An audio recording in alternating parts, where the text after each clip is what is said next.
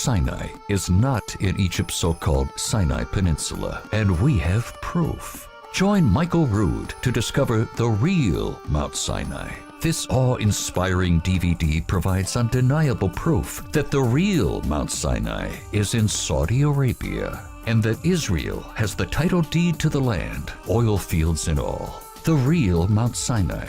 Order now, online or by phone, exclusively from A Rood Awakening International.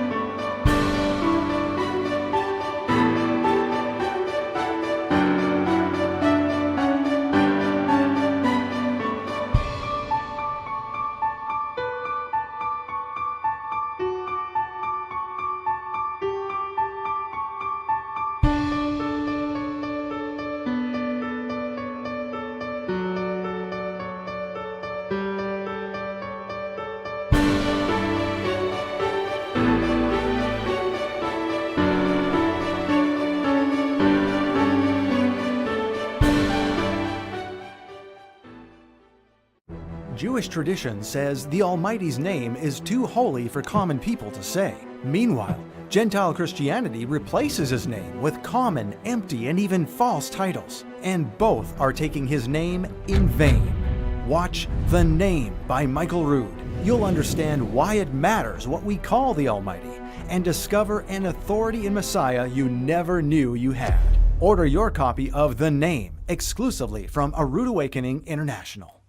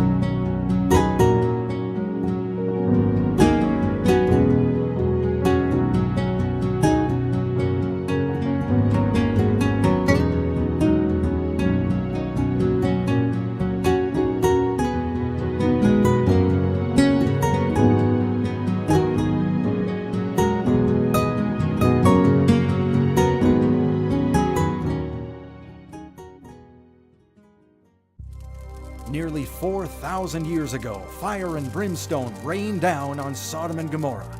But where are these cities today? Some believe they were swallowed into the Dead Sea. But there's new proof of what really happened. Join Michael Rood as he reveals the very walls of these cities still standing. Shocking new proof of God's wrath. Order your copy of Sodom and Gomorrah, exclusively from A Rood Awakening International.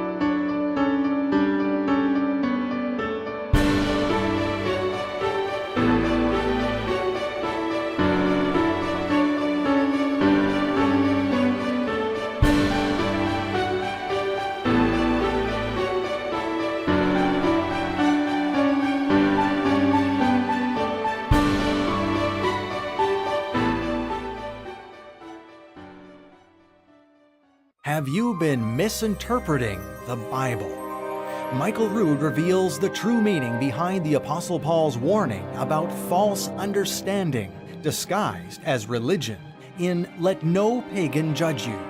This easy-to-understand DVD explains the keys to properly understanding the Bible and the words of our Messiah. Let no pagan judge you. Order your copy today.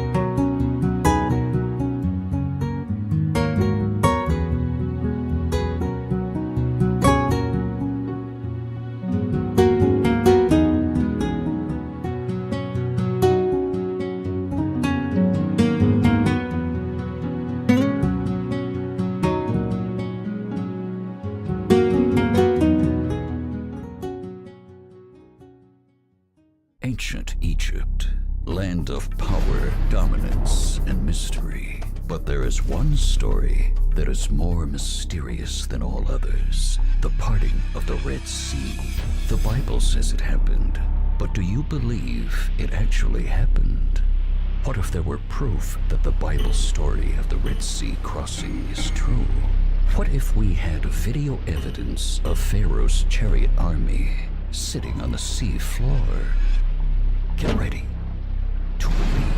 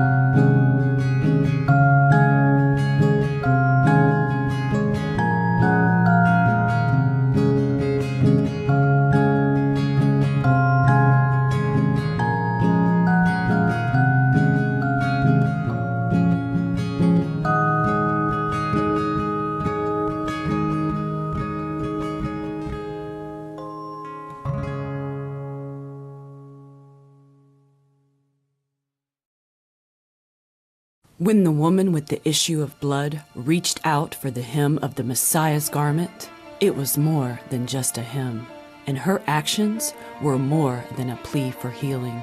Michael Rood reveals the deeper meaning of this Bible account and how the troubled times in our world today are directly related to the hem of his garment. Order your copy of The Hem of His Garment exclusively from A Rude Awakening International.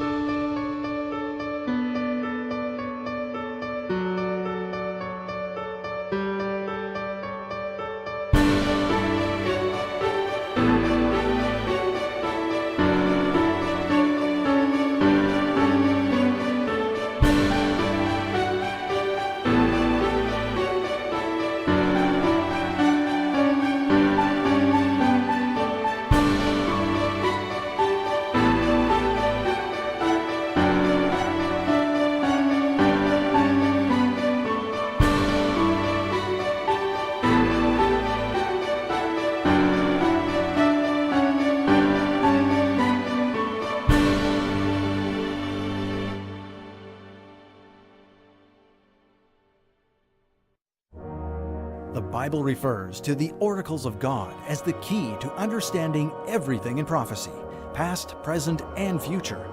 But what are these oracles, and how should we interpret them? The Road to Emmaus reveals the simple secret to the oracles of God and how to use them to interpret prophecy. Get your copy of The Road to Emmaus and pave your way to biblical understanding. Exclusively from A Rude Awakening International.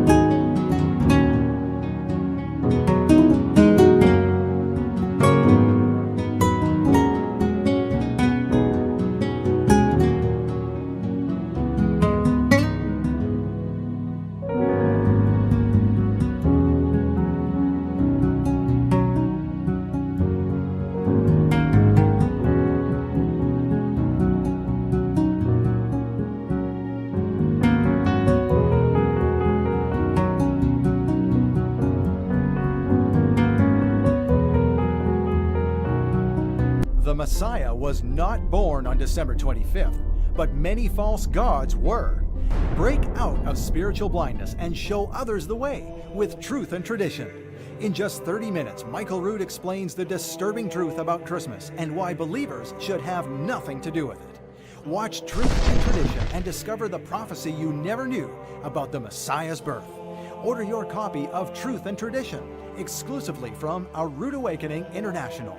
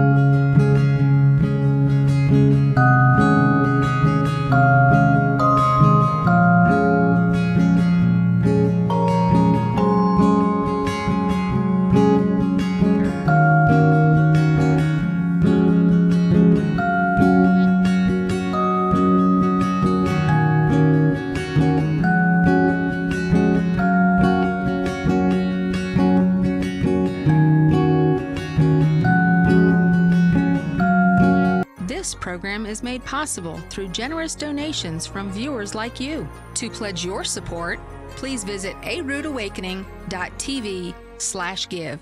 Thank you. In the movie Back to the Future, the concept was that if someone was able to travel back in time and change something in the past, that an alternate future would result. We're going to experiment with that tonight regarding the Exodus. Many historians do not believe the Exodus ever happened because the ancient Egyptian timeline says nothing about it at the time that it was supposed to have happened. But what if we changed our understanding of when it all went down? Would historians today suddenly accept the Exodus? And would the world finally see that the Bible is real and true? We're about to find out, because it's the end of the sixth day, the sun is set, and this is Shabbat Night Live.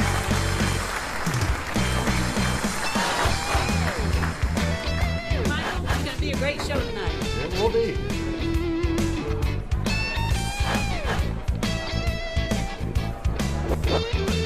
Stand by, studio. 30 seconds.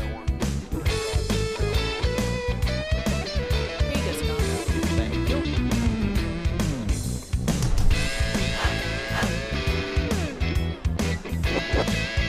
One minute to air, Michael. Oh, thanks.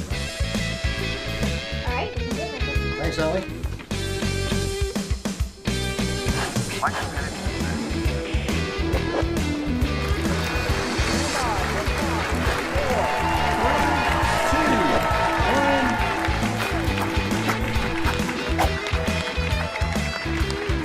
Well, Shabbat Shalom, Torah fans. Welcome to Shabbat Night Live with Michael Rood. You know, we are going to do things a little differently tonight. We want to give as much time as possible for you to see the real evidence of the Exodus with Egyptologist David Rohl. So, we're going to keep things short on the front end here. So, without further ado, please welcome my co-host for this evening, the Director of Ministry Development for A Rood Awakening International, Annie Reed. Shabbat Shalom. Shabbat Shalom, Annie. Well, tonight is a little different. We want to give as much time as possible to David Rohl. He's joining us tonight, but his presentation is a little longer than usual. So we wanted to just pray for some folks who have submitted prayer requests at aroodawakening.tv/prayer, and then just dive right into the teaching. So I know you have some and I have some. You go ahead. Yes. Well, I have an anonymous prayer request from somebody that had surgery last Thursday, and they're worried that their incision is getting infected. So they're asking for healing and for quick recovery. And then I know you have a couple as well. Yeah, speaking of healing, so there's one here from Linda. Linda says, my husband John has an egg-sized growth on his neck right over his carotid artery. Wow. Please pray for favor with Yehovah for a surgeon who is skillful, and favor for a program to help pay for it since we have no insurance. Okay. If Yah chooses, it will all be gone and need no surgery. Well, this looks like a situation for not Superman, but Yahweh, Yehovah. Our Superman. Our Superman, indeed. And there's another one here regarding Please pray for my daughter Christy, who is 5 months pregnant, and my 5-year-old grandson Wyatt, and my son-in-law Roy, because they are homeless. My husband and I have been praying for them to live, or paying for them to live in hotels for a week at a time for 2 months, and I'm tapped out. Wow. My daughter-in-law has, or my daughter rather, has a job, but she needs a better job in order to afford something to live in. So we will pray for Susan as well. So there's that, and then I have one more here. Please pray that Yehovah would bless me with a wife. Now, I know that you had prayed this prayer for a husband several years ago, and you were granted your request. I was. Well, 7 years ago, I did pray for a husband. 7 years. I can't believe it's been 7 years already. But, you know, I got on my knees and prayed. I was just tired of dating and dating foolishly and with no future in mind. And so I got on my knees and prayed. And you have somebody else, or you know somebody else here in the ministry that also prayed for a wife. Yes, if you've ever called the ministry and asked to speak to Matt. Matt moved here from Colorado, knew nobody, met somebody at a Messianic congregation, and they are married today and have a family. So, and it just happened just like that, and I think yours happened pretty quickly too. It did. We met in June and got married in September. Wow, so this can happen. So fear not, this can happen. So. And I do have one more prayer go request, ahead. which I know you can relate to. I'm a 52-year-old single mom with a 24-year-old boy in college. Please pray for my son who is struggling to finish college. And we just pray for, you know, the accumulation of student debt. And now you were blessed to have a daughter that had a scholarship, That's yes. right. But the separation anxiety from the children is enough, so we will pray for that as well. I completely understand what that must be like. Oh yeah, your brother's going off to college too, so Next year. I can't imagine. Okay, well, why don't we pray for all these folks? Please. So, Yehovah, you've heard all of these prayer requests. We have healing. We have need for finances, for jobs, for all kinds of things, Father. All of these things where we try and do it ourselves, but we can't. We need you. So we ask for, on behalf of all of these folks, that their prayers would be answered. Send the people that they need, or send just whatever they need directly from heaven, Yehovah. We know that you will provide. You give us exactly what we need, exactly when we need it, and we know that you have these people in a place, they're in the right place at the right time, because you are about to act. And we thank you for that in advance in Yeshua's name.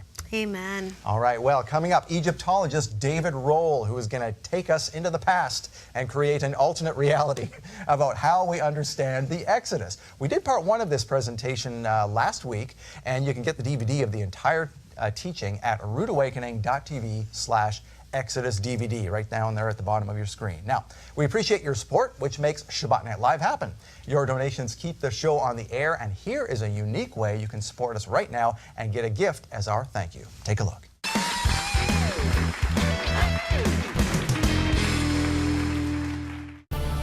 In order to properly understand our Messiah's eternal priesthood, we need to have a solid understanding of the ancient Hebrew priesthood, because prophecy is about to be fulfilled, and you are a part of it. The time period between the fulfillment of the spring feast and the fall feast is the time of the Gentiles. This is when blindness in part happens to Israel. And that blindness in part is what opens the doors for the Gentiles to come in. Michael Rood presents The Fall Feast, the final teaching in his 20-episode Love Gift Teaching series.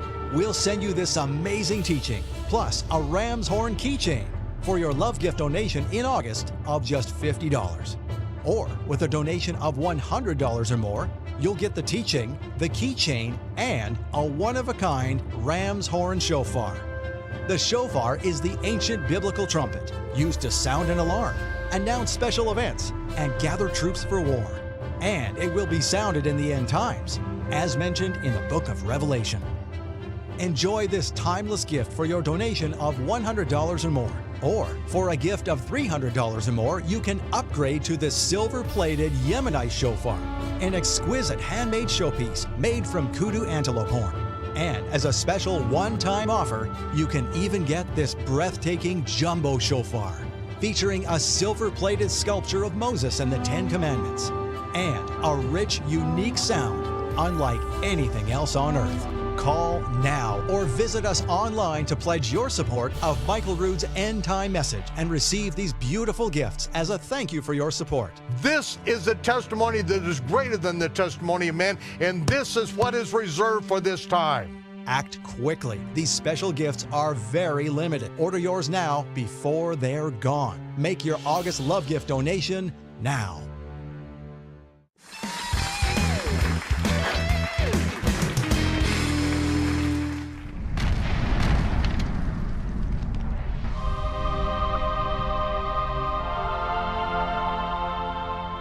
We're ready for round two now. You'll be pleased to know round two is a lot easier to take on board, and it's very rewarding because now we're in the payoff. We are now going to deliver the payoff of the chronology, of the reworking of the biblical timeline in relationship to Egypt. So I'm going to go straight on to the visuals. We've got quite a bit to get through, and the idea is we're going to present different sections, stop for a little while, have a chat about it, then go back to the next section and work our way through so that we get questions and discussions in while we still can remember the subject material, okay? And then, of course, you're going to have a chance later on to have some Q&A. So if we can start off with the visuals. As you can see, the important thing on this screen is the question mark down there. It's not a statement, it's a question. Whether or not this Exodus is mythological, is it Harry Potter, or is it something more than Harry Potter? Do you, the basis of your faith and religion, is it a fairy tale, or is it something very real, very historical?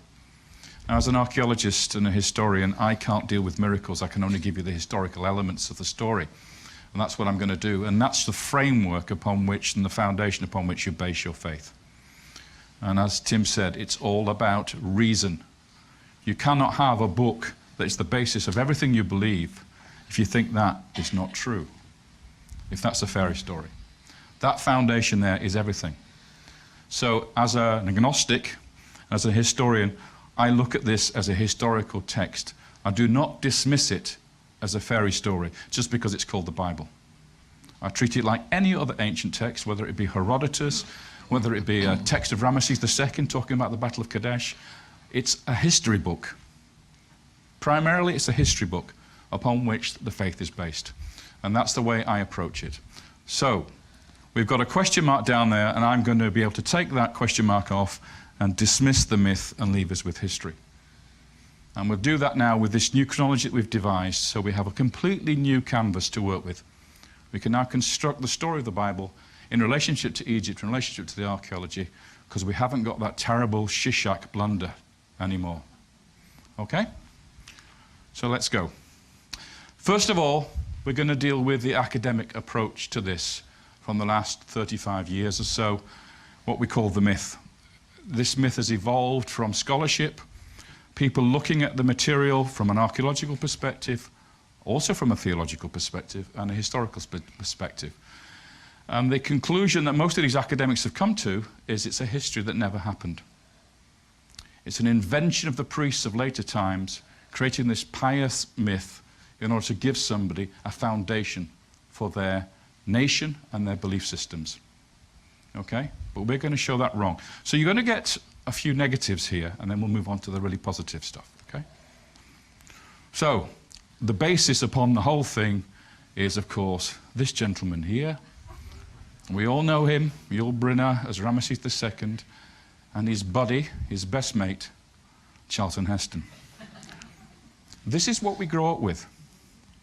We've grown up with it for the last century, virtually, since the cinema world began with the first black and white version of Cecil B. DeMille's film. But of course, he based the whole thing on what he was told by scholarship, which was that Ramesses II was the pharaoh of the Exodus and the oppression, and that Moses lived in the time of the 19th dynasty, which is when Ramesses was obviously reigning.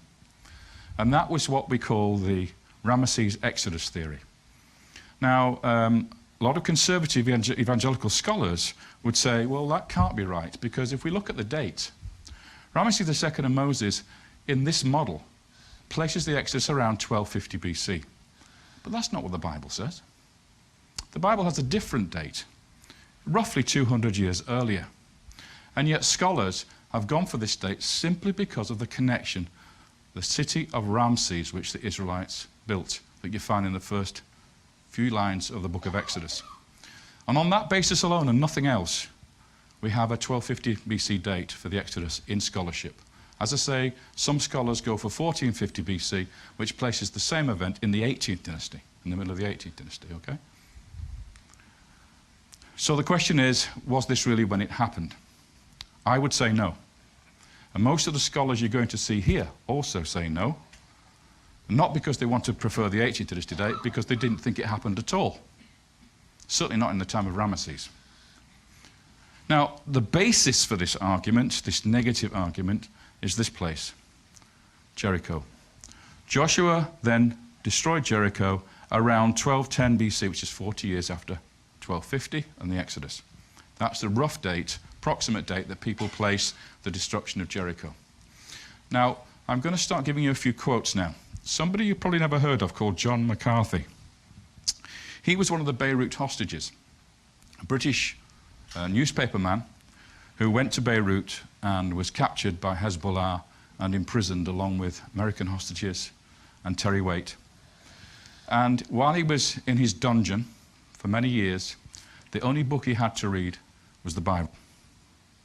And he sat there in the dark trying to read this book over and over again. And he wasn't a religious man, but it's the only book he had to read. And he got deeply involved in the story. And when he was released, he decided what he was going to do is find a historian, John Sturgis, and he's going to write a book about his thoughts about the biblical story. And because he was a newspaper man, he went off and interviewed lots of scholars and archeologists working in Israel and other parts of Egypt, trying to get an idea from them what they thought happened in the Bible stories. And he made a documentary series called It Ain't Necessarily So.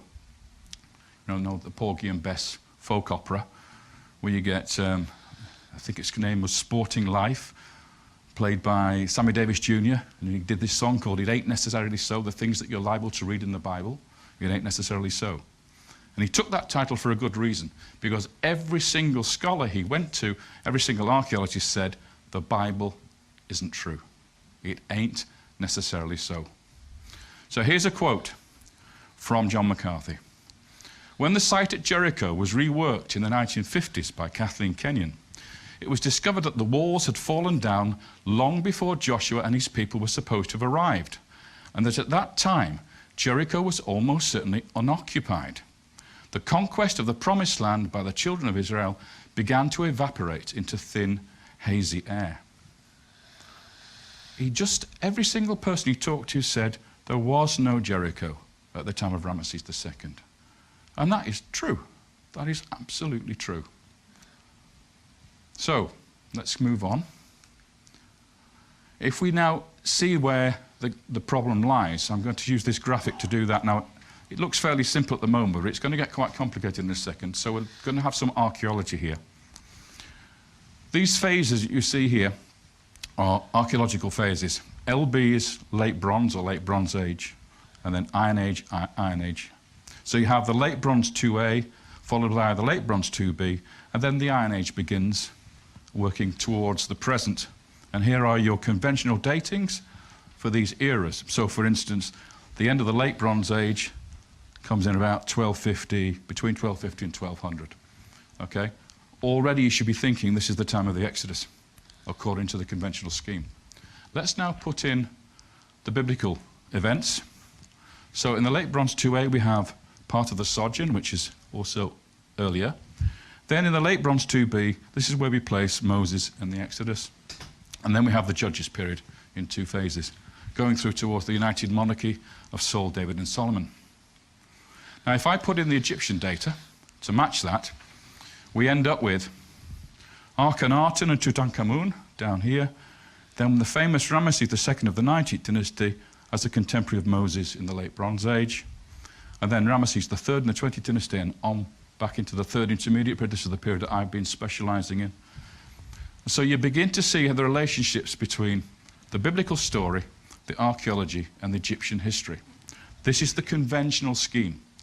This is not the new scheme that we've been developing. This is the way that scholars see it conventionally. So now you can see there's one column I haven't filled in yet, and that is Jericho. Now see what happens to Jericho. Well, first of all, we find a large farm or house in the late Bronze 2A that was excavated. It's called the middle building by archaeologists because it falls in the middle of a gap.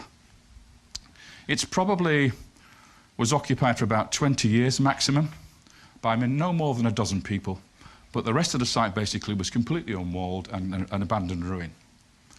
And then in the Iron Age 1B, a new town is founded. This town thrives and continues on afterwards, and I'll explain a little bit about what that town is later. But then, just at the time when we have Moses and the Exodus, and therefore Joshua and the conquest, we have a huge black hole. There is nothing at Jericho between this house and that town. And that's where the conquest is placed. Now do you see why scholars and archaeologists say that it's impossible for the Bible to be true? Because Joshua there and Jericho just do not match. So Bill Deaver, who's a biblical archaeologist from the USA, he said this about Jericho. Joshua destroyed a city that wasn't even there. And this is the mantra that we have now. And it's the starting point for this whole negativity that we see from scholarship. Zeev Herzog, who's professor of history and archaeology in Israel, a famous one, he created a furore of debate and argument amongst the press in Israel when he announced that the Exodus is a history that never happened. So you have Israeli archaeologists and historians, you have American archaeologists, you have British archaeologists, all saying the same thing. The Bible is a fiction because Jericho didn't exist at the time when Joshua was supposed to have been there. So, an Exodus in the 19th dynasty, that is looking extremely unlikely. There was no Exodus at the time of Ramesses II. Now, that is a truth. That is a fact. I'm not disputing that. Nobody's disputing that. That's what archaeology tells us happened. Okay? So we have to explain it. We can either say the Bible is a fairy story, or we have to be sensible about this and look for an alternative reasoning. And that's what I did. Let's look at what Finkelstein, who is the doyen of Israeli archaeology, has to say about early Israel. That's the formation of the state after the so-called conquest, which he doesn't believe in. There was no mass exodus from Egypt. There was no violent conquest of Canaan. Something clearly doesn't add up when the biblical account, the archaeological evidence, and the Egyptian records are placed side by side. Again, this is absolutely true. But what they do is they simply reject the Bible and take everything on board as being factual. They take the Egyptian records to be true, they take the archaeological evidence to be true, and their interpretation of it. So the thing that gets put in the dustbin is that book.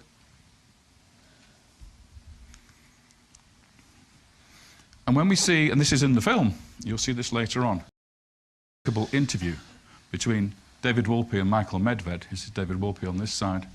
This reminds your number one rabbi in the United States. This is what he had to say in the interview, and I find this quite extraordinary. Medved asked him, in 2001, Rabbi Wolpe, he created a national furore when his Passover sermon challenged the historical reality of the Exodus. Rabbi Wolpe, what did you say? And this was his response. The Exodus certainly didn't happen the way that the Bible depicted it, assuming that it was a historical event of any description. I think that if you look at it scientifically, it's virtually indefensible to make the Bible's case. Remember, this is a rabbi speaking. What part of the Torah would you grant to be based upon historical reality? The reply, I can't tell you. I don't know. I don't know, and although it may irk people, I don't care. So there's a rabbi telling his congregation that it doesn't matter if the Bible isn't true. Just accept the moral teachings without the history. You don't need the foundation. The foundation is not important. So, The academic conclusion to all this, and I've only given you a small set of highlights because there are a lot more quotes that I could have put in there, as there is no archaeological evidence to confirm or even support the stories of the Old Testament, it's logical to conclude that the Bible is a work of fiction. That is the academic position that we're in at the moment. And now we try to explain that visually with Tim's wonderful wall of time from the movie, which you'll see later. He has it animated. I can't animate it here. But we have, according to Tim, he's divided up this whole era from the beginning of the sojourn with the arrival, the multiplication, the slavery, the judgment, the exodus and the conquest. That's the pattern that we're looking at. And we have to try and find out where that pattern really works, those 6 steps. And if you look at it in the 19th dynasty we've been talking about, here's your pattern here. But in this period, as we've seen from the archaeologist's point of view, there is no match. There is no correspondence in that period. Though you may notice back here, there does seem to be something going on, which we're going to get to later.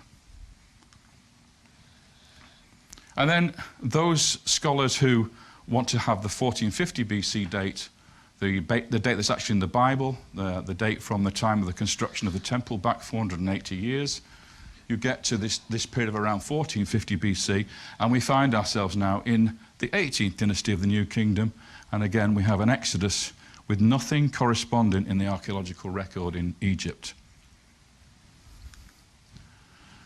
And ironically, these 2 pharaohs are now, in those 2 models, the pharaohs of the Exodus. Ramesses II in 1250 and Pharaoh Thutmose III in 1450 BC. They happen to be the 2 most powerful, influential and richest pharaohs in the entire New Kingdom history of Egypt. How likely is it, therefore, that in the most stable periods of Egyptian history, the Israelites destroyed the country, left it in complete destruction and abandonment, went off to conquer the Promised Land without the Egyptians making any effort to stop them? There is no sign at all in those 2 reigns of a crumbling of the Egyptian state. There is absolutely no sign in these 2 reigns of any sort of loss of control in Palestine, in Syria, in Canaan, for the window of opportunity for the Israelites to come in under Joshua and actually conquer the place. It just doesn't work. Neither case works. So here we come with the what if. My question was then very simple. What if scholars have been looking in the right places for the Bible stories, but in entirely the wrong time? That was the simple and obvious question to be asked, which nobody had actually asked. Nobody had bothered to ask that question. So if we now look at Jericho, and we look at it in this light, what if we find the Jericho that was destroyed and work from there? If the Bible tells us Joshua destroyed Jericho and is abandoned for centuries, why didn't we look for that Jericho? Instead of saying, oh, well, it's not possible Jericho wasn't there, let's find the city of Jericho that was destroyed. Now, we know where Jericho is, Tel Es Sultan. We always know where the location is. There's no question about the identity of the place. So here we are looking at the Iron Age town that we saw earlier on, the Dark Age, and down here we have the Middle Bronze Age city, a flourishing, powerful city with high walls. So what we're going to do is we're going to start to investigate this city, because this city's walls collapsed. It was heavily burnt and abandoned for centuries, exactly like the Joshua story.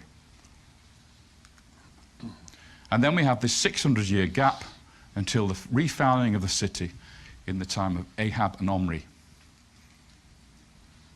If you remember the story of Hiel, who comes and founds the rebuilt city of Jericho on the bodies of his 2 sons, one under the gates and the other under the foundations. So the question is, was this city the one that Joshua destroyed? The Middle Bronze 2B city? And if that's the case, then we have to put the conquest right at the point where the city is destroyed, and therefore the Exodus 40 years earlier in this Middle Bronze Age period.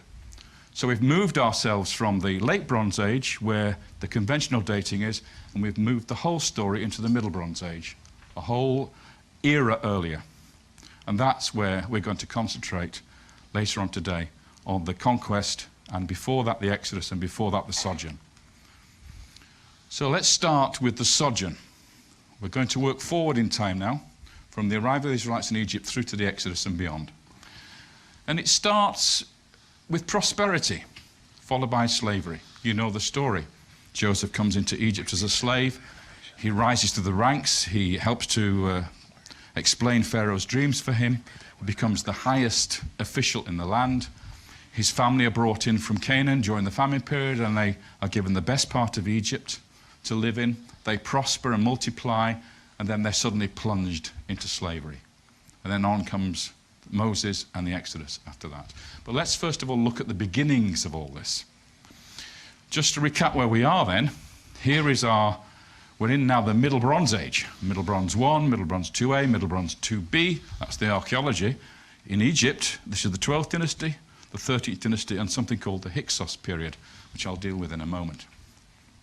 So, in this new timeline, Jericho was destroyed during the Middle Bronze 2B. We're not quite sure where in this phase, but it's somewhere in this period here. And then in the 12th dynasty, here we have the arrival of the Israelites. This is how it works with the biblical chronology in relationship to archaeology. And you'll notice something very interesting. We have one phase called Middle Bronze 2A, which is actually matching exactly with the Israelite sojourn in Egypt, and then we have the conquest 40 years later. So the Exodus takes place in the transition between Middle Bronze 2A and Middle Bronze 2B. And over here, at the end of the 13th dynasty, followed by the Hyksos period. Now the Hyksos were invaders. They came into Egypt and they took it over and they dominated it for a couple of centuries. The Egyptian pharaohs were killed and slaughtered, their families were murdered, the women were put into slavery, and the women were actually buried along with the warriors who died. They buried the Egyptian female slaves next to them. They were brutal people. This is Egypt's punishment after the Exodus. This. So here is the arrival, here is the prospering, here is the slavery, here is the Exodus, and off to the Promised Land and the conquest of Jericho. What you're saying is that what you're seeing is that the pattern of evidence was seeing that which the film is going to be, explaining, and is that in this Middle Bronze Age 1 time period, the 12th dynasty, is when you saw it, and others, that there was this influx coming in to brand new people coming into the Eastern Delta. And they were allowed to be there. What BTEC told me. Yeah, exactly. They were under the invite of the Pharaoh, just like in the Bible. So when I was talking with Manfred BTEC, he said to me that these people were given an invitation to be here. In other words, it looked as if they were guests and allowed to settle in that land, matching, once again, the story, the pattern of the story. And there's your quote. Joseph then settled his father and brothers, giving them the land holdings in Egypt in the very best part of the country, which at this particular point in Genesis it says the region of Ramesses. Other times it says Goshen. Just as Pharaoh had ordered. Pharaoh had given them permission to settle in the best part of Egypt, the richest and luscious part. And here it is. This is the land of Goshen. Photographed from the Austrian excavation dig house of Manfred BTEC, looking out on the fields where the Israelites lived. And that was then when I started to realize that we were looking for patterns of evidence. Let's start over and say, where does the pattern begin? And that began, for me as a filmmaker, the approach to take. And I could see that was the scientific approach. Mm-hmm. And so once we said, let's be free of the dating question, let's just look for the pattern, because of all the information that you know now about the questions about dating. Mm-hmm. So that gave us the freedom to look for the pattern. Sure. So let's actually follow this up now, just so you know where Goshen is. It's right there. So it's in the Eastern Delta. It's the nearest part of the fertile delta to Israel and Canaan. Okay? It's on the border of Egypt, effectively, and any Asiatics or Semites coming into Egypt would have settled in the nearest part to their own homeland. That's the area they were given. So what is this land of Goshen that later is called the land of Ramesses? Well, it's located in the Eastern Delta, as we've seen. It's in the nome the Egyptians call Gesem, okay, which is biblical Goshen. And it's by what we call the Pelusiac branch of the River Nile. That's the most furthest east branch of the River Nile. It's on the eastern side of the Pelusiac branch of the River Nile, at a place in this time now, in the Middle Bronze Age, which was known as Avaris. And it later became Pyramesse. The city was renamed at the time of Ramesses II, Pyramesse. And I suppose you want to ask that question now. Well, you know, how did that happen? How come the Bible refers to it as Ramses? Well, it's a little bit like the Dutch founding New York. Seems reasonable to you, that statement, doesn't it? Did they found New York? No. They founded New Amsterdam. But we're perfectly happy with the idea of them founding New York. Or the Roman 6th Legion comes into England and builds a garrison in the city of York, which New York's named after. And you'll see that in your encyclopedias. But the Romans didn't establish their garrison in York. They founded a garrison in Eboracum, which is what the Romans called it. It was only when the Vikings came along and renamed it Jorvik that we get the name York. But you'll read an encyclopedia that says the 6th Legion founded a garrison at York. So the same thing going on here. And the thing that we try to show in the film is that underneath the city of Ramesses is this older city of Ars. And so the challenge is that the name Ramesses actually is the name of a pharaoh, it's the name of a time period, and it's the name of a city that was built at a particular time. The royal city of the king. He founded this city of Ramses, which you're going to see now, on top of Avaris, the older city. So what the Bible's telling you isn't so much what they built as where they built. So the Israelites built a city at the place where the audience of the time reading the Bible would know to be Ramses, because they did know Ramesses. Ramesses was very famous, the city.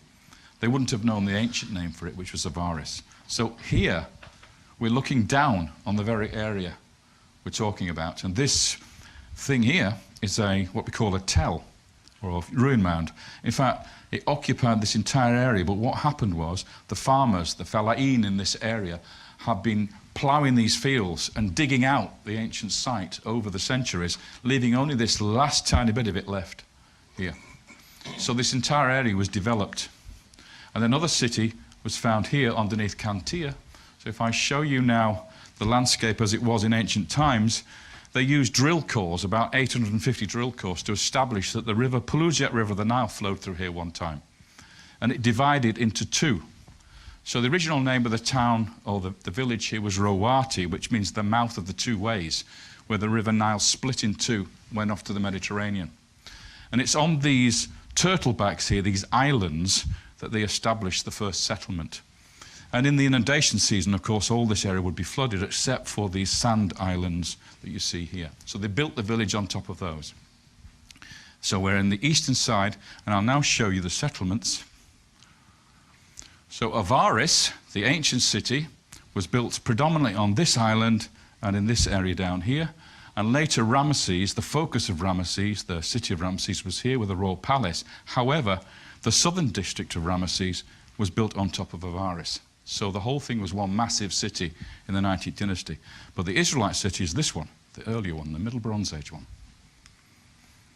And here it is. And this is one of the photographs of the excavations a few years ago now, which have collapsed, as you see, and overgrown in this particular part on the main tell.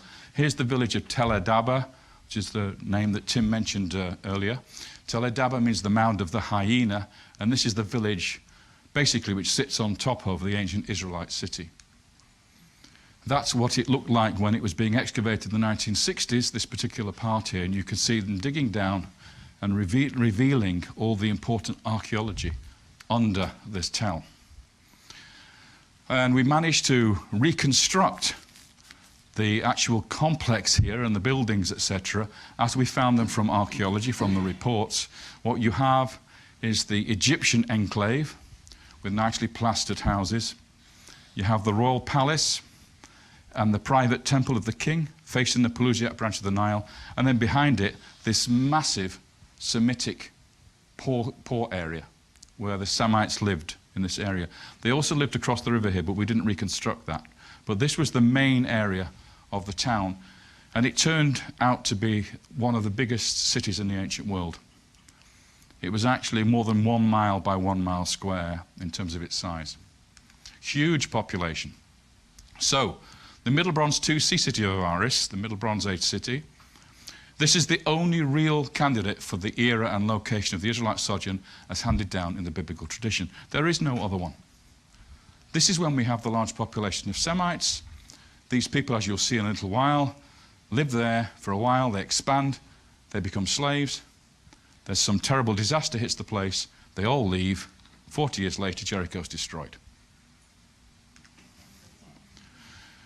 If we look at the excavations, I'll now show you what the Israelites of that time looked like. Here they are, the Austrians are excavating. You'll notice that they're digging down less than a couple of feet before they reach the levels because the farmers have ploughed the rest away above, leaving us just the foundations. Here's a typical pair of Israelite graves. Because there are no stones in this area, because it's the delta, they use mud bricks to build their graves, and they are pits in the ground lined with bricks with a vaulted ceiling. This has been dug away, but this would have been an arch ceiling running across the entire grave here. This one has been dug out, so this one is still to be excavated. This one is open, and I'm going to show you the interior of one of these graves now. You'll notice that the body is lying on its side. Now, Egyptians are not buried on their sides, they're buried on their backs, with their hands down like that. And if you're a pharaoh, like that. And if you're a queen, like that. Okay? But an ordinary person would be buried on his back, usually in a coffin. This guy is on his side with his knees up in what we call the semi-fetal position. This is very much a trait of Semitic peoples from Canaan. This is how they buried the dead. And then along with the dead, they have pottery, which tells of the date, archaeological date of the burial. Now, some of the wealthier tombs had remarkable things in, like, for instance, this magnificent bronze, what we call duckbill axe head. So it's like a duckbill axe because it's like the beak of a duck. It's also called a fenestrated axe because it has these two holes here. But this is a very typical Middle Bronze 2A axe or weapon. And of course we have typical Canaanite pottery. This is a storage jar from the Middle Bronze 2A. So this is how we date when this burial took place or when these burials took place. Another thing we find a lot of is tiny little vessels called tel al-Yahudiya ware, about the size, that size, which is usually for ointments, perfumes, etc. for the ladies. It's typical only of this period. Now, if I show you a waterlogged grave here, this is one from a garden tomb that you're going to see in a little while. You see this object here? That is actually a duckbill axe which has not been cleaned up. And this thing, I'm just going to restore that for you. When the archaeologists removed that from the grave and cleaned it up, it turned out to be a magnificent bronze belt. Now this is what a chieftain would wear. With his long gown on, he would have this magnificent bronze belt around here, and he'd be wearing his dagger, his really important dagger, to show his status, his wealth, his power amongst the tribe. And these are the daggers that were found in these graves. Beautiful bronze ribbing, ivory handles, gold rivets to hold the framework together. This is high status material. This is not cheap rubbish. This is really top class Canaanite, Semitic weaponry. And let me just put a little quote in from the Bible. Simeon and Levi are brothers. Their daggers are vicious weapons. So even in the Bible, we hear reference to these weapons, these daggers being worn by tribal chieftains, the sons of Jacob. And now, in some of these high status burials of these chieftain figures, the bodies were brought to the grave on a truck, a cart, dragged by two donkeys, and then a pit was dug in front of the graves, and the throats of the donkeys were slit, and they were buried in front of the grave. Now that is again typically from Canaan, from Israel, later Israel. We have this type of burial. But what's important is, along with the two donkeys were two sheep placed in their sacrificial sheep. And the bone analysis by the experts on this has demonstrated that these sheep were from North Syria. They are actually the long-haired Syrian variety, which is exactly where the patriarchs came from. And this is the first time we see them in Egypt. We don't have the sheep, this type of sheep, in Egypt until this era. And we all know that the Israelites were shepherds. I think that that's one of the things that always continued to be supportive of the story. The pattern was matching once again, the pattern, the pattern, the pattern. And I think that it wasn't just, I was surprised by some of the other, people who've looked in this. They haven't really thought much about the verses and looked at it and said, well, what are the clues you would look for? And once again, the pattern, when you start to add up all the pieces, the pattern really started to make sense to me. Because I didn't want to make a film that was off track. I was trying to understand, something that was valid, that was legitimate.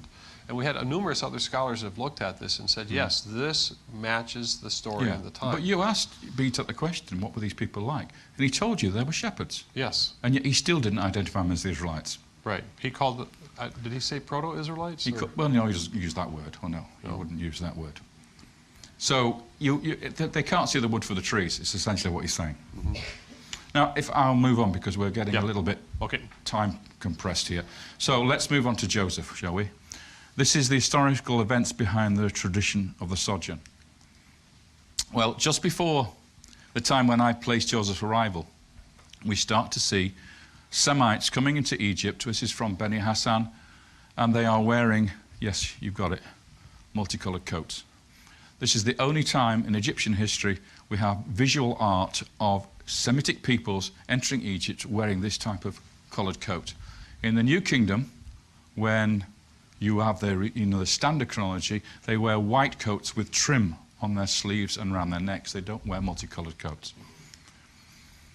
And here is the leader of the brigade coming in, the 37 people, I would call them Midianites. His name is Abishah, and he's called a Hyksos, or a ruler of the foreign countries, and he's got a fabulous coat, much better than the rest of the men of the tribe. So status is all important here. You get the best coat if you're the leader. This is the time of two pharaohs, Senusret III and Amenemhat III, who were co-regents. This is the father, this is the son. What's noticed about these two is how miserable they are.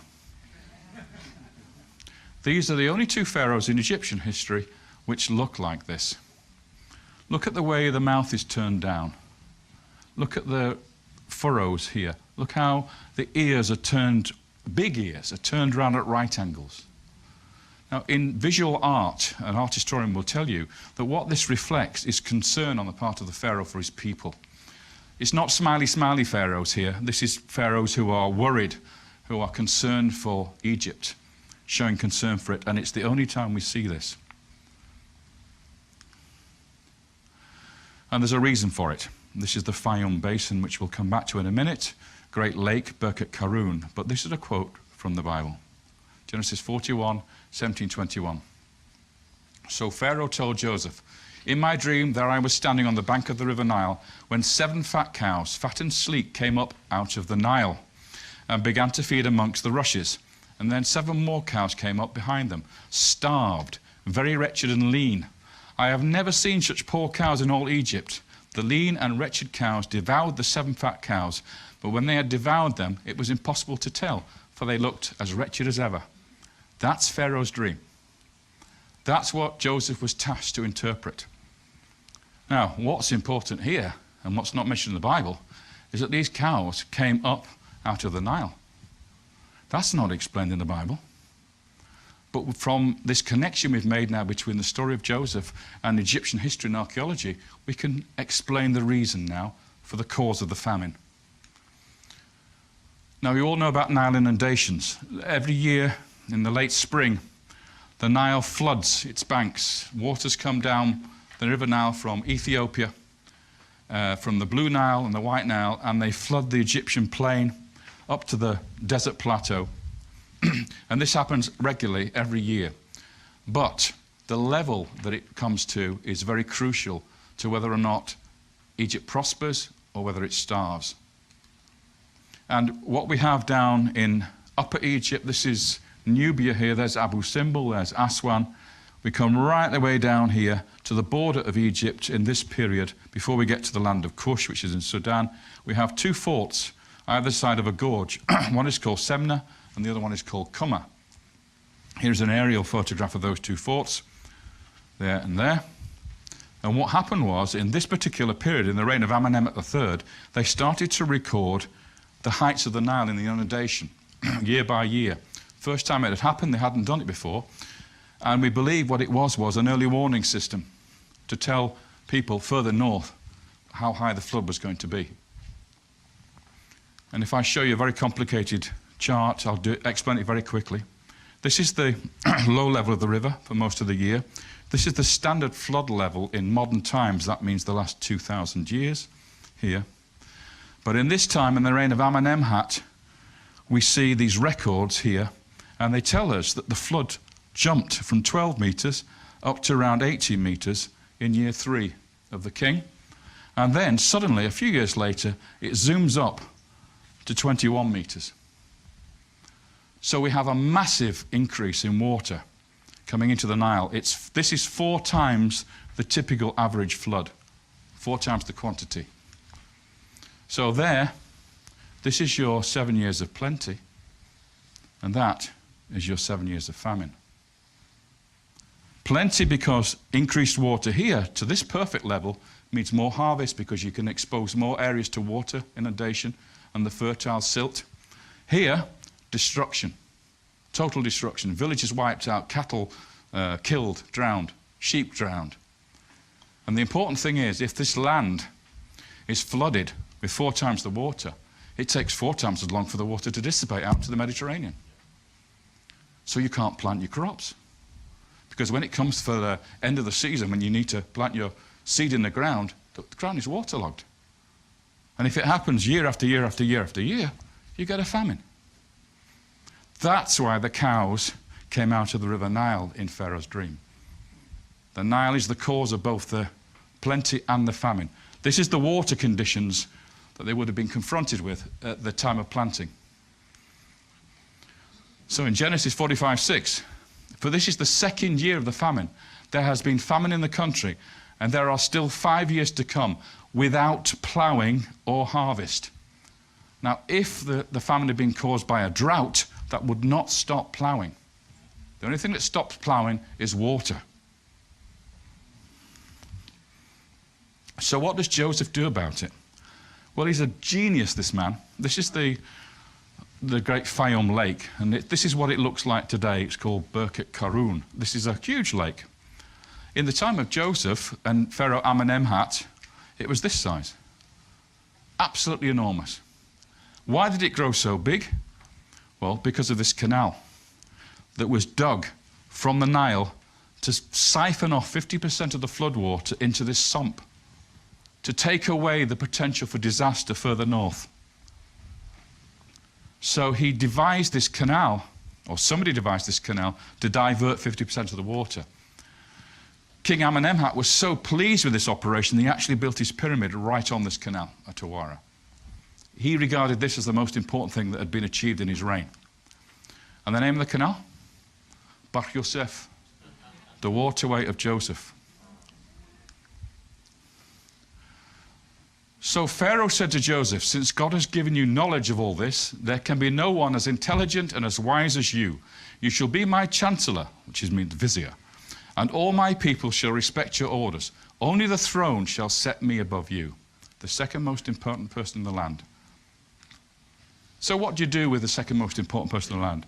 Well, as he gets older, you pension him off with a beautiful house in the land of Goshen, and you can say, you can retire here with your children and your grandchildren and be blessed. You've done your duty for the kingdom, and now you can relax and take it easy. Now, unfortunately, we don't hear much about that in the Bible until Joseph's on his deathbed, where he gathers together the brethren and he tells them, I'm not going to be here for much longer, and I know that one day you will leave Egypt and you will go to the promised land. You make sure you take my body with you. You be sure, you promise me now that you'll take my body with you. So let's find Joseph in the land of Goshen. We start with Jacob, because in the famine, in the 2nd year, Joseph arranges for Jacob and his family to come and settle in the land of Goshen. And in this field, Jacob built a house. This is the reconstruction from the movie of Jacob's house. It's what we call a Mittelsaal house, which is the earliest form of the so-called four-roomed house or Israelite house.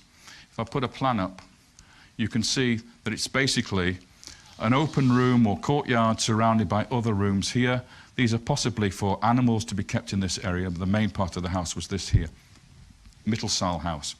It comes from North Syria, this design. It comes from the area where the patriarchs originated. This is the type of house you would expect a patriarch to build in Egypt. And of course, Jacob was a patriarch. And then, after a while, that house, according to the archaeology, was knocked down. The owner of the house had died, and it was decided to build a palace on top of it. And this is the floor of the palace that was excavated by the Austrians.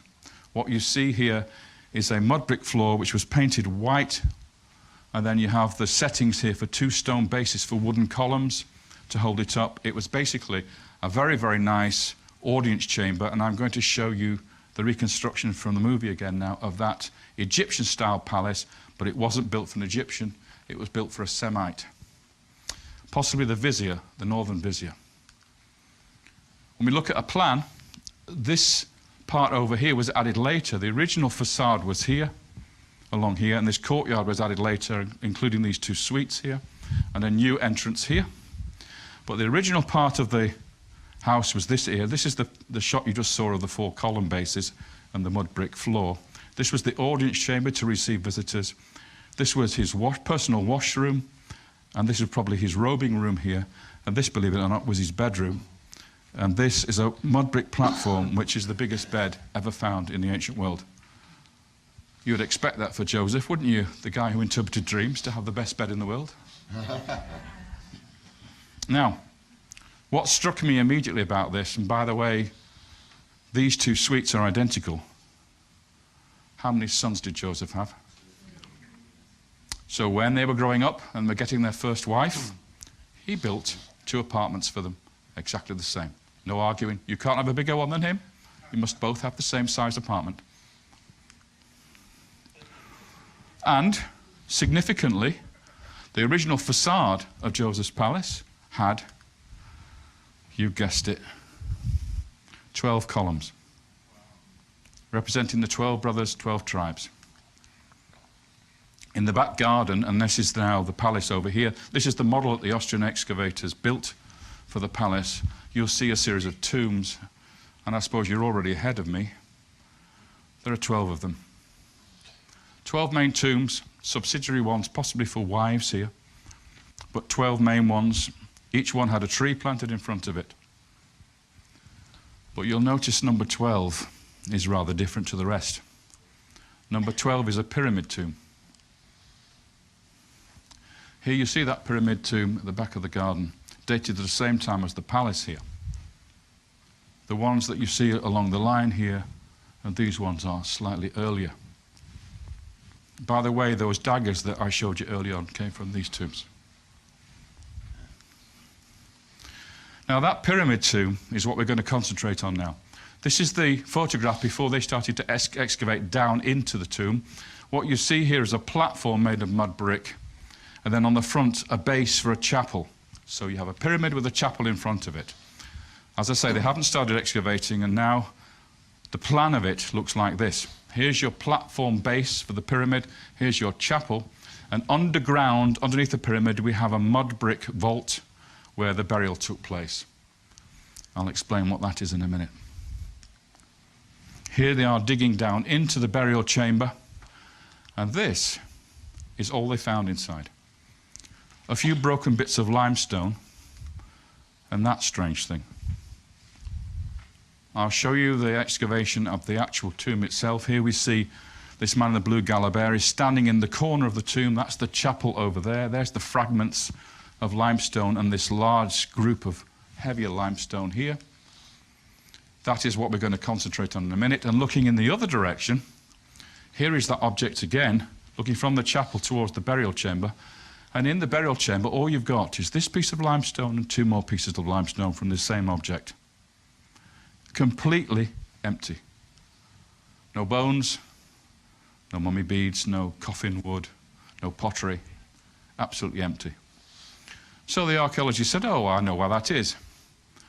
Because there's a tunnel that's been dug in from the chapel into the burial chamber, and everything has been cleaned out. But then I asked BTAC, what grave robber would take the bones? What's the value of the bones to a grave robber? Doesn't work. This is not robbery. This is removal, pious removal of the body. So now the crunch time is, what is this? Well, it stood in the chapel in front of the tomb. And when they assembled the bits, it was quite clear that it was part of a human statue, the top half. But you'll notice that the whole of the face has been smashed off. This is reconstruction here. The eyes have been gouged out with an axe. Look at this massive hit on the top of the head there. But we also have a throw stick on the shoulder. I'll come back to that in a minute. If we look at the hair, beautifully coiffured, beautifully combed, and the original paint still survives on this statue, red hair, flame red hair. And on the forehead, although you can't see it too well, this is yellow paint. So yellow skin, red hair, beautifully coiffured and combed, in what we call the mushrooms hairstyle. And on his shoulder, a throw stick. Now, a throw stick is a symbol of an Asiatic or Semite. So this high official with this statue is an official of state, but he's a foreigner. He's not an Egyptian. On the back shoulder, I began to see, can you see, fragments of paint in stripes. See that one? Can you see them coming in this direction here around the shoulders, the collar, and then they go down vertically? If I highlight that for you, just a little bit, just help you to understand it. It's a multicolored coat. So this statue, which is twice life size, seated statue, of a high official of state with yellow skin, red hair, wearing a multicolored coat in a tomb, a pyramid tomb. Now, a pyramid tomb is normally not given to a high official. In this period, only kings had pyramids. Only kings had colossal statues. No individual other than a king would have that. This guy has been honored to the highest level that a king could grant. Art historians have looked at this statue and said that it was carved and made in the royal workshops next to the pyramid of Amenemhat III. Okay, so the king ordered this statue for this individual. So let's restore his face. Red hair, yellow skin, collar, multicolored coat. And this is the reconstruction from the movie of the chapel with the statue. And if only we had the other part of this, we'd be able to read the name of the individual. And this is his name in hieroglyphs, and that's the name of Joseph in his Egyptian name.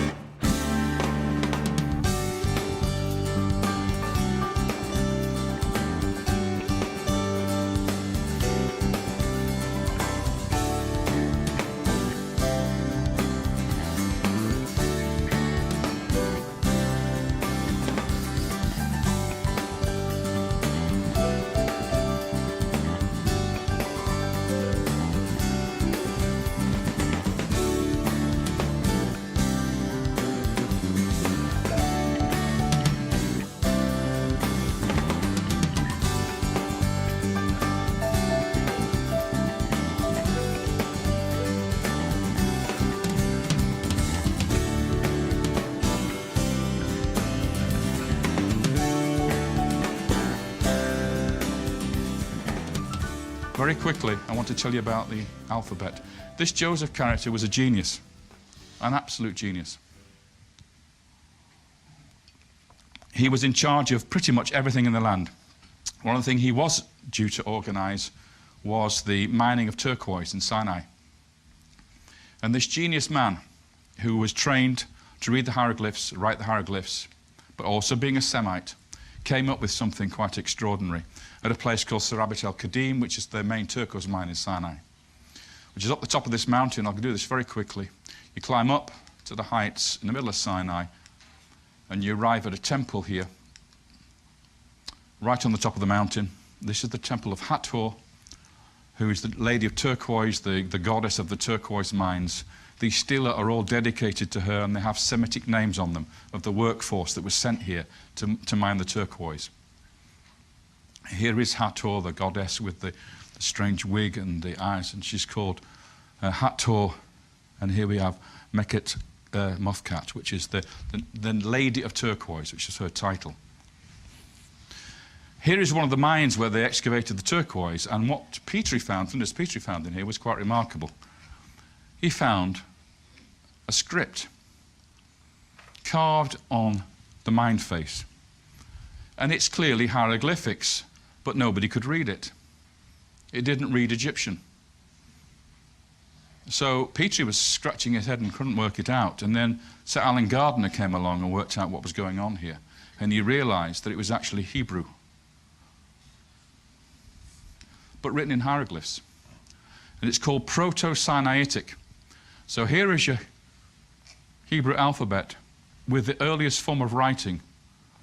So what happens, for instance, I'll give you an example here. The water sign in Egyptian hieroglyphs is the word for nu, water, but in Hebrew it's mayim. So that becomes the letter M. The house, beit, Egyptian pear. Okay, so brilliantly, he takes Egyptian hieroglyphic signs, he actually gives the Hebrew name to them, and the first letter of the Hebrew name becomes the letter of the alphabet. And it can go all the way through the alphabet, right the way down to Tav, which of course is the cross. And this one over here, Aleph, which is the ox.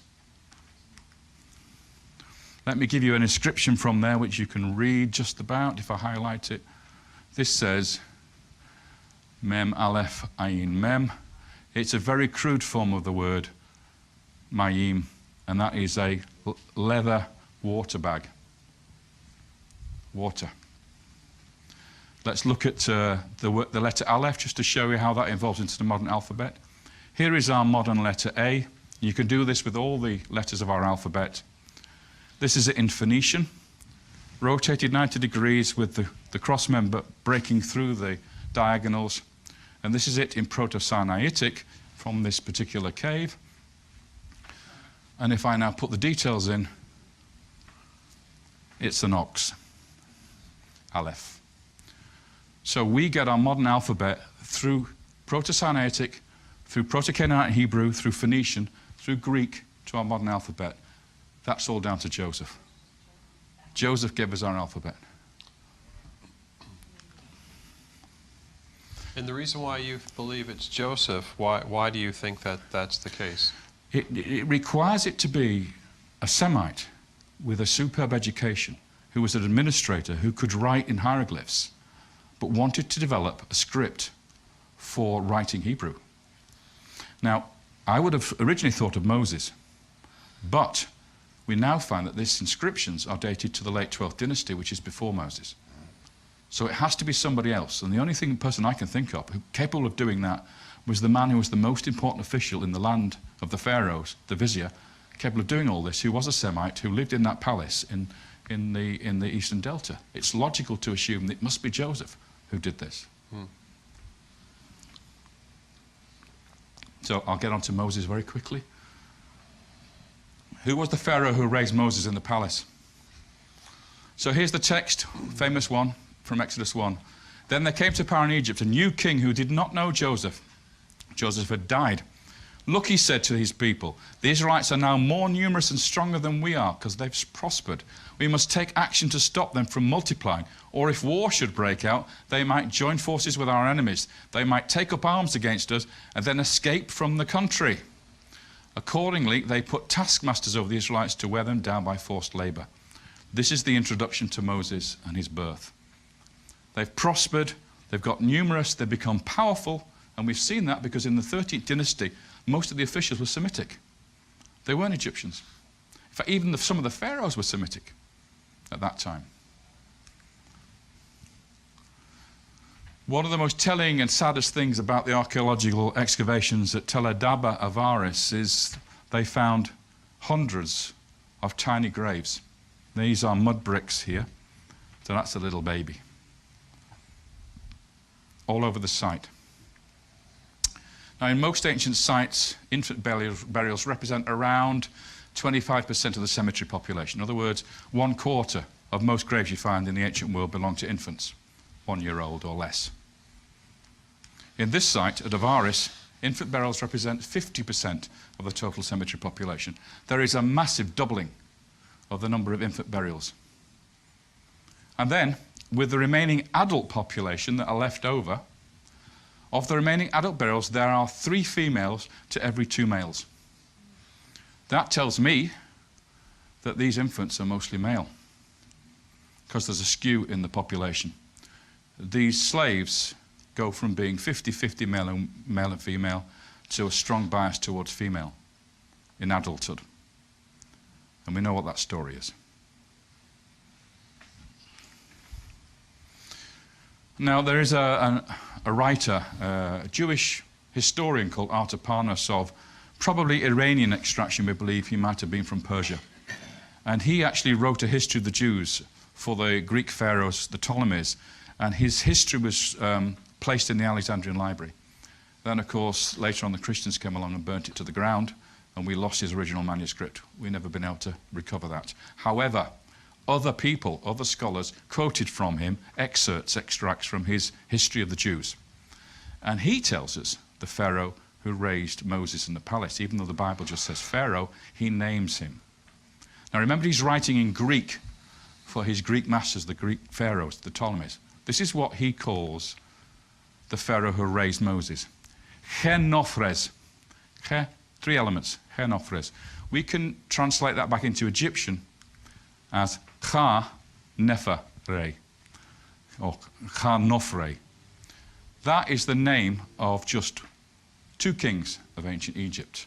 One in the Old Kingdom, which doesn't count, and this guy, Ka-Nefer Sobekot IV, is one of only 2 kings in the entire history of Egypt with this prenomen. In other words, the coronation name. So this is the name Artaparnas gives to the pharaoh, and we can identify him with this king called Sobekot IV.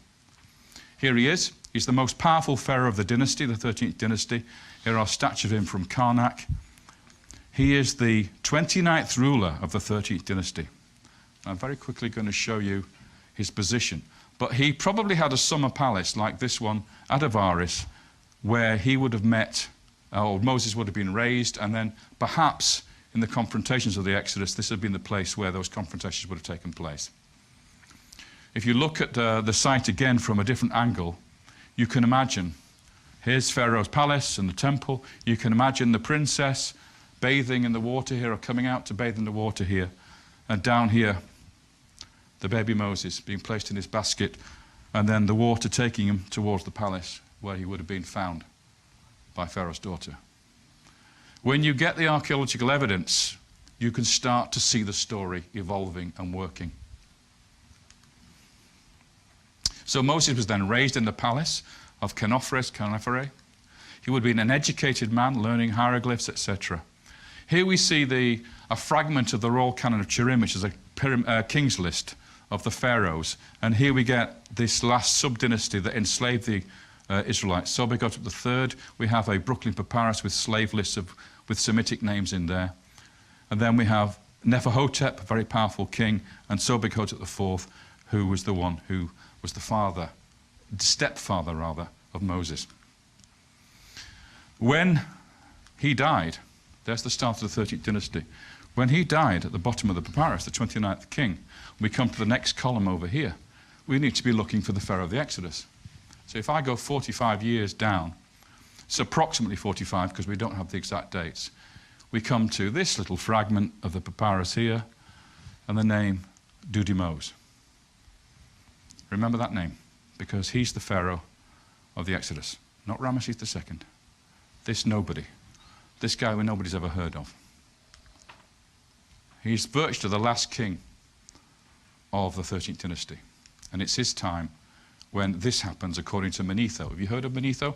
He's the Egyptian priest who wrote a history of the Egyptians, who mentions, quoted in Josephus, who mentions this, and this is quite striking. In the time of a king called Ptolemaeus, remember he's writing in Greek again for the Ptolemies. Ptolemaeus is Dudimose. In his reign, for what cause I know not, a blast of God smote us, and God here is in the singular. You would expect an Egyptian to be writing, and the gods smote us. But he doesn't. He refers to one God smiting the Egyptians. And he continues, and Kai in Greek, which means what follows on from God smiting. Unexpectedly, from the regions of the east across the Sinai, invaders of obscure race marched in confidence of victory against our land. By main force, they easily seized it without striking a blow. And having overpowered the rulers of the land, they then burned our cities ruthlessly, razed to the ground the temples of the gods, and treated all the natives with cruel hostility, massacring some and leading into slavery the wives and children of others. That is the punishment of Egypt. That is post-Exodus, the invasion of the Hyksos, coming into Egypt, being able to take over the land without striking a blow. There is no army to defend Egypt. Why? It's at the bottom of the sea. Otherwise, Egypt would have been defended by the army. And at this very moment, at the city of Avaris, Tel Edaba, in stratum G1, the Austrians came across scores of pits in the ground, shallow pits, with bodies thrown in on top of each other.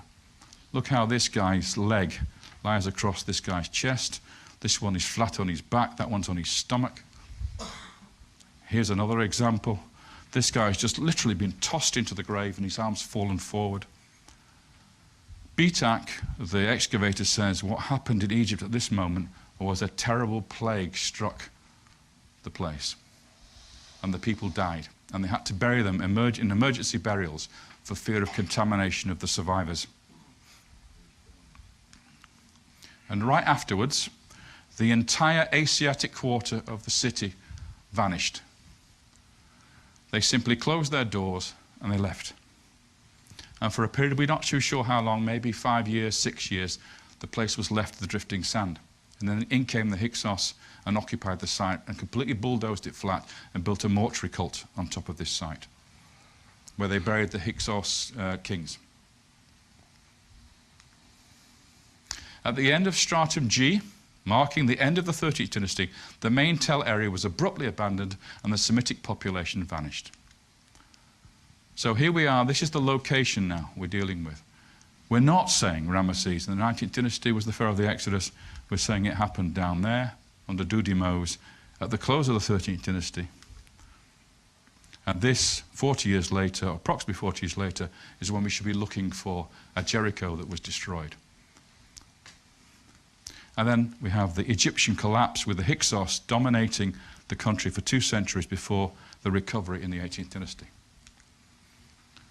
So, we're not going to deal with where they went, because that's for the next film. So I'm going to very quickly jump forward to the conquest. And I should be able to wrap this up within the time we've got left. So remember our chart. We have the Iron Age town built by Hiel on the body of his 2 sons in the time of Ahab, circa 800 BC. Then we have, going backwards, the 600-year gap at Jericho. And then we have the destruction of the Middle Bronze Age city destroyed by Joshua. And David, what you're saying is that this Dudimose and the end of his kingdom and the dark, or the second intermediate period, is right there. That right at that spot. The second dark age hits in right at that spot. Okay. And it's caused by the Israelites and God, destroying the Egyptians. The walls collapse at Jericho. There's heavy burning of the site, and the site is abandoned, as I say, for 600 years, just as in the biblical story. Joshua 6, 20 and 26. When the people heard the sound of the trumpet, they raised a mighty war cry, and the wall of Jericho collapsed then and there. Once the people stormed the city, each man going straight forward, and they captured the city. And at that time Joshua made them take his oath before Yahweh. Accursed before Yahweh be the man who rises up and builds this city. On his firstborn will he lay his foundations. On his youngest son he will set up its gates. Exactly as happens with Hiel in the Iron Age 1b, the new city is built, and he sacrificed his 2 children as foundation deposits for the building of the new city in the time of Ahab and Omri. So if you look at Jericho, this is looking down on Jericho, excavated in the 1950s by Kathleen Kenyon.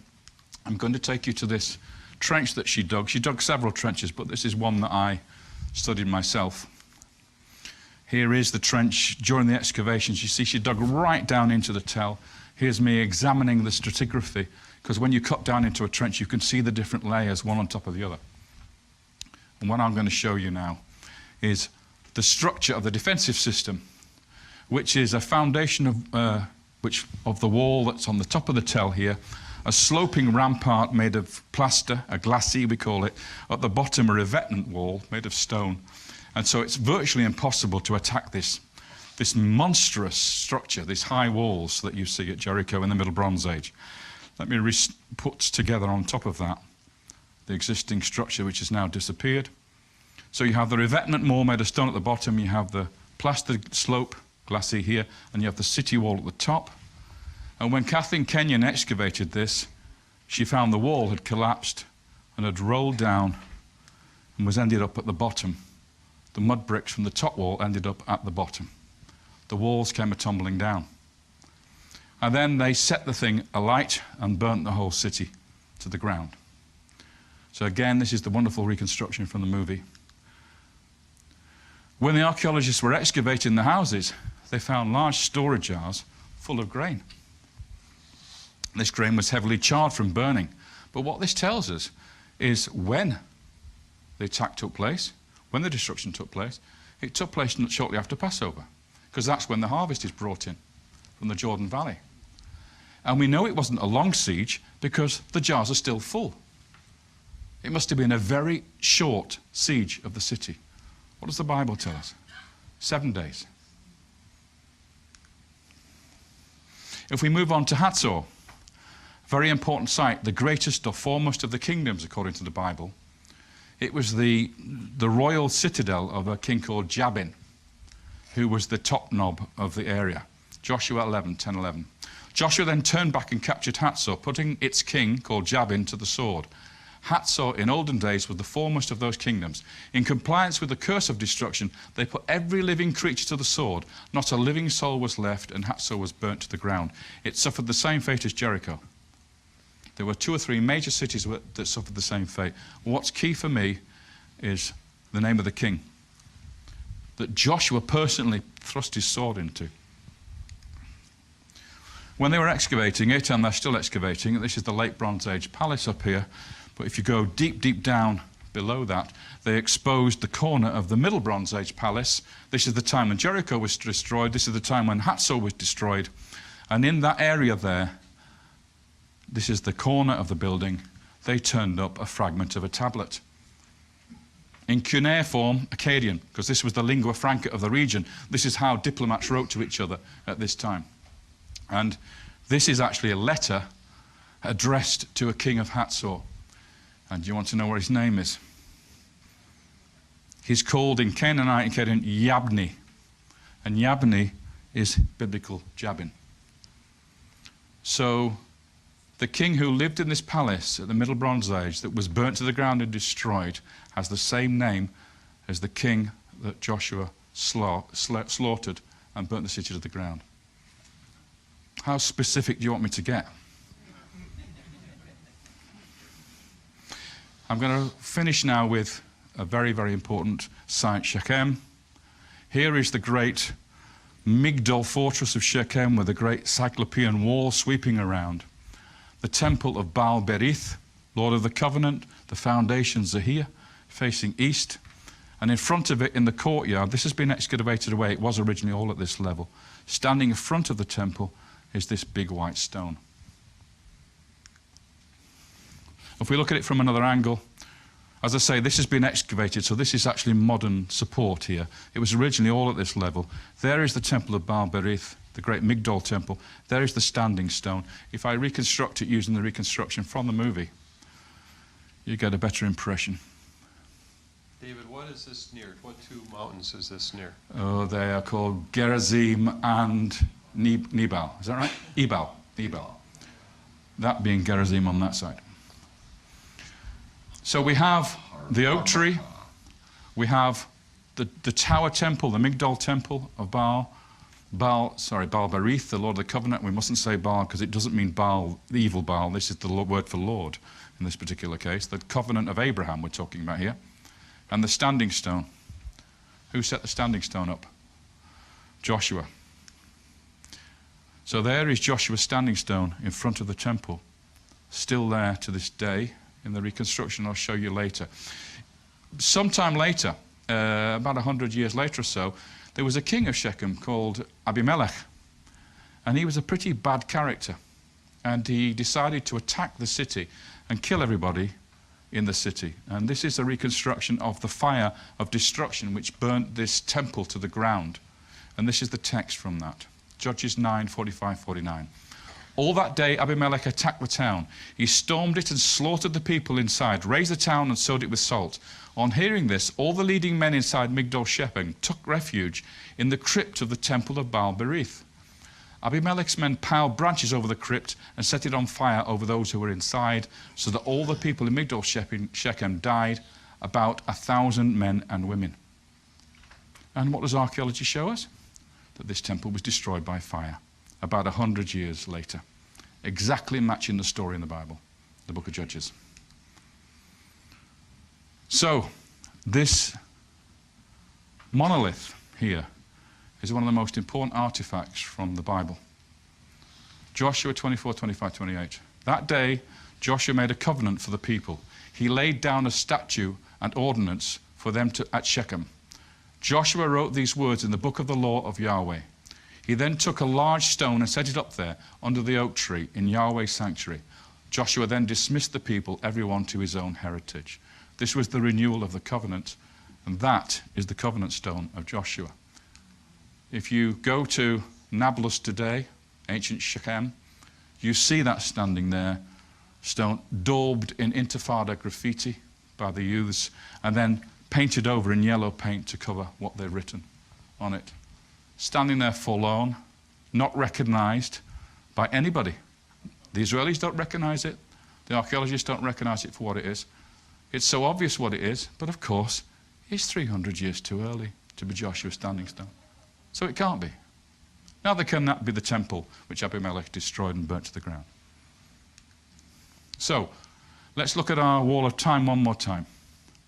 Now, when we didn't have any matches over here in the 19th dynasty or the 18th dynasty, suddenly we have a perfect match between the arrival of Joseph and Jacob in the Middle Kingdom towards the end of the 12th dynasty. The growth and multiplication of the city of Avaris, so it becomes one of the biggest cities in the ancient world, teeming with Semitic peoples. Suddenly a slavery comes along. A change of dynasty happens where you get this sub-dynasty of major strong pharaohs who are native Egyptians who decide to enslave the population. We see it in the bones of the burials.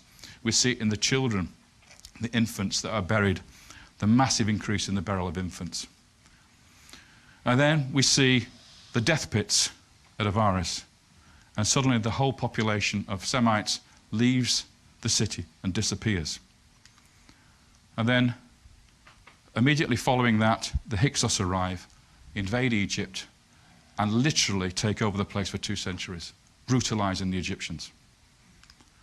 And finally, 40 years afterwards, in the Middle Bronze Age here in Canaan, we have a destruction of Jericho, where the walls fell down, where the city was burnt to the ground, and was abandoned for 600 years, where Jabin was killed at Hatzor, where the site of Shiloh was founded for the ark for the very first time, and where at Shechem we find the covenant stone of Joshua erected by the leader of the Israelite tribes. I don't know how I can make it more factual than that. I don't see how anybody could ignore that evidence. I really don't. But that's what we have, and that's the fight we've got to fight, because the evidence is there. It's now a case of persuading everybody to look seriously at this model, because it gives us the answers we've been looking for. Thank you.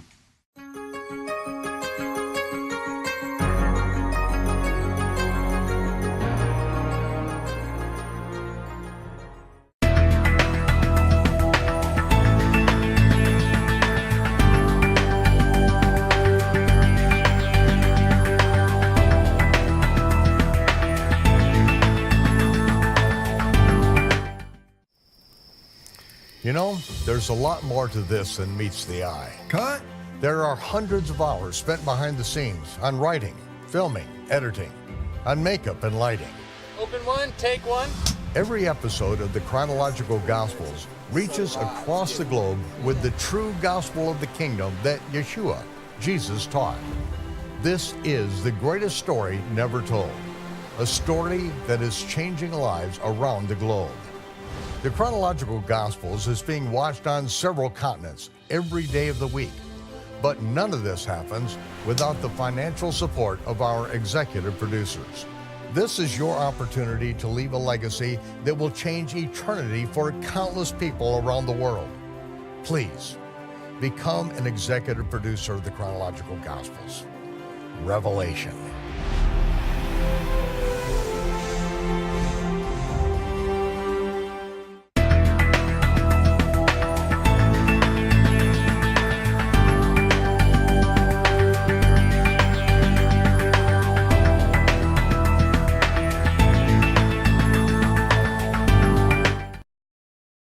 This program is made possible by generous